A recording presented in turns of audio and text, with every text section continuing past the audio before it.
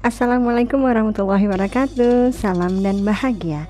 Saya Ilmiati Irita, calon guru penggerak Angkatan 8 SMP Negeri 1 Tebing Tinggi Barat, Kabupaten Kepulauan Meranti, Provinsi Riau, akan merangkum proses perjalanan selama mengikuti pendidikan guru penggerak berdasarkan pertanyaan yang diberikan pada koneksi antar materi modul 3.1. Selamat menyaksikan. Adapun tujuan yang hendak dicapai adalah calon guru penggerak membuat kesimpulan atau sintesis dari keseluruhan materi yang didapat dengan beraneka cara, lalu dapat melakukan refleksi bersama fasilitator untuk mengambil makna dari pengalaman belajar dan mengadakan metakognisi terhadap proses pengambilan keputusan dan menggunakan pemahaman baru untuk memperbaiki proses pengambilan keputusan yang dilakukan. Proses pengambilan keputusan yang dilakukan oleh seorang pemimpin harus dapat memberikan contoh teladan yang baik bagi yang dipimpin. Ingar sosung teladan. Hasil keputusan harus mampu membangkitkan semangat untuk terus melakukan inovasi dan melakukan pengambilan keputusan yang berpihak pada murid. Inmat ya karso. Dan seorang pemimpin harus terus memberikan motivasi atau bimbingan pada saat melakukan proses pengambilan keputusan. Tut Uri Handayani. Nilai-nilai yang tertanam sebagai guru diantaranya berpihak pada murid, mandiri, reflektif, kolaboratif, dan inovatif harus menjadi dasar dalam pengambilan keputusan. Nilai-nilai tersebut akan berpengaruh pada prinsip pengambilan keputusan yang akan kita ambil disesuaikan dengan situasi yang terjadi dan pengaruhnya terhadap lingkungan. Kegiatan coaching yang diberikan pendamping atau fasilitator dalam perjalanan proses pembelajaran, terutama dalam pengujian pengambilan keputusan yang telah diambil, dapat menjadi bekal dalam melakukan proses pengujian keputusan secara bertahap menggunakan 9 langkah pengambilan dan pengujian keputusan.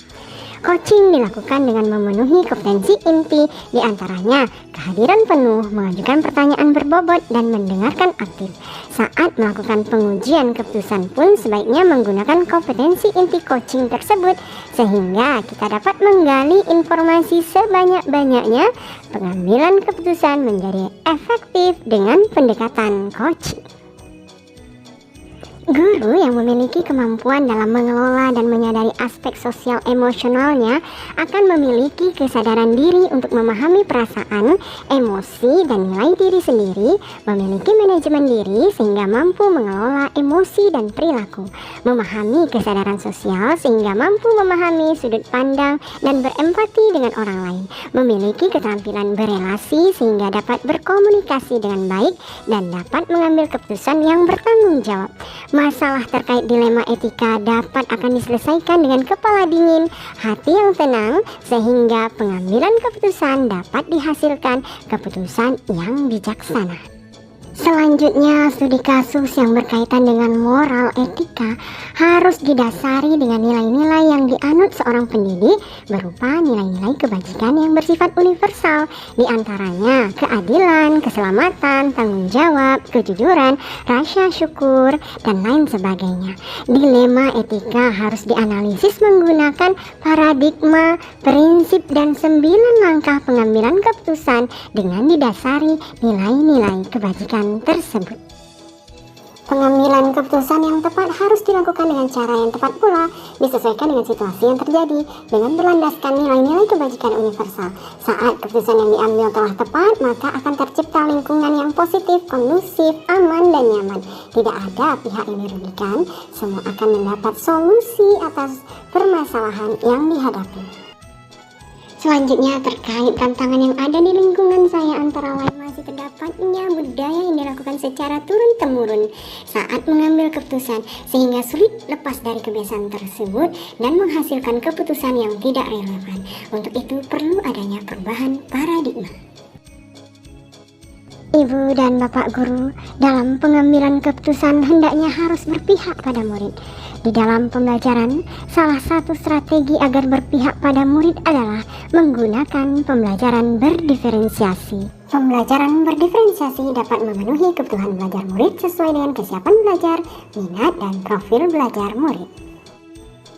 Selanjutnya, dalam mengambil keputusan, seorang pemimpin pembelajaran harus mempertimbangkan berbagai macam kemungkinan yang terjadi, termasuk menyangkut masa depan murid. Oleh karena itu, perlu kehati-hatian dalam mengambil keputusan dengan melakukan pengujian sesuai dengan langkah-langkah dalam pengambilan keputusan. Kesimpulan akhir yang dapat ditarik dari pembelajaran modul pada materi ini dan keterkaitannya dengan modul-modul sebelumnya adalah di mana pengambilan keputusan harus dijiwai filosofi Ki Hajar Dewantara, berpegang teguh pada nilai guru penggerak, salah satunya berpihak pada murid dengan berlandaskan nilai-nilai kebajikan yang universal. Keputusan yang diambil harus dipertimbangkan termasuk masa depan murid. Pengambilan keputusan berpengaruh pada keputusan pengajaran yang memerdekakan murid disesuaikan dengan potensinya masing-masing.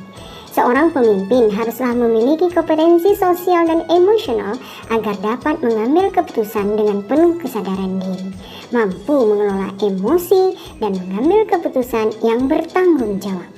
Saat proses pengajuan keputusan diperlukan teknik coaching agar dapat menggali informasi sebanyak-banyaknya untuk mengambil keputusan.